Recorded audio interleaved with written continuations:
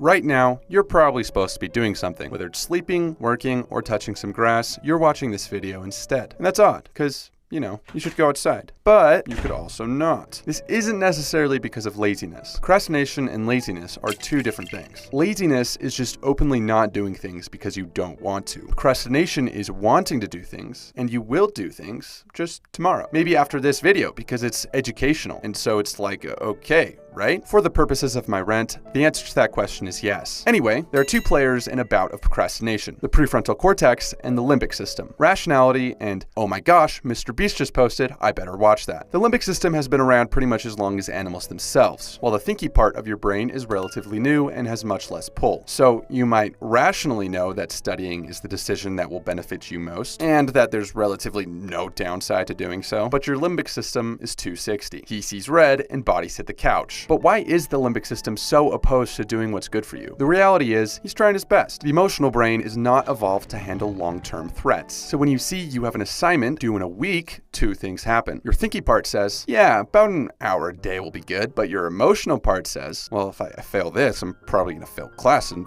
fail school and not graduate and not get a job and just starve, which I would say is generally bad. The emotional part perceives this as a bad thing that's happening right now, caused by whatever work you should be doing, and therefore sends out signals to avoid that bad thing, your work. The thinky part can try its best to send out signals saying everything is fine actually, but its efforts are almost entirely futile. Remember, he's 260, not much you can do. In fact, usually your prefrontal cortex will be so intimidated that he joins in and starts justifying the decision to procrastinate. But we're getting ahead of ourselves. Productive stuff can be seen as a threat from multiple different angles, not just anxiety. The work might seem overwhelming or just really hard. Or you're scared that if you actually try your best and fail, there will be no excuse for your shortcomings and you won't be able to blame the embarrassing performance on the fact that you procrastinated. Your failure will be entirely due to your fundamental inability to succeed. But most likely, it's simply less interesting than Minecraft parkour Reddit stories. Either way, procrastination is always a form of self-regulation failure, where repairing your current mood takes priority over anything. The thing is, the brain is really bad at predicting its future mood. If you put a task off, it guesses that when it's time to do that task again, it will feel the same way about it as it does now. But wait, I thought the brain procrastinates because it feels bad. Yeah,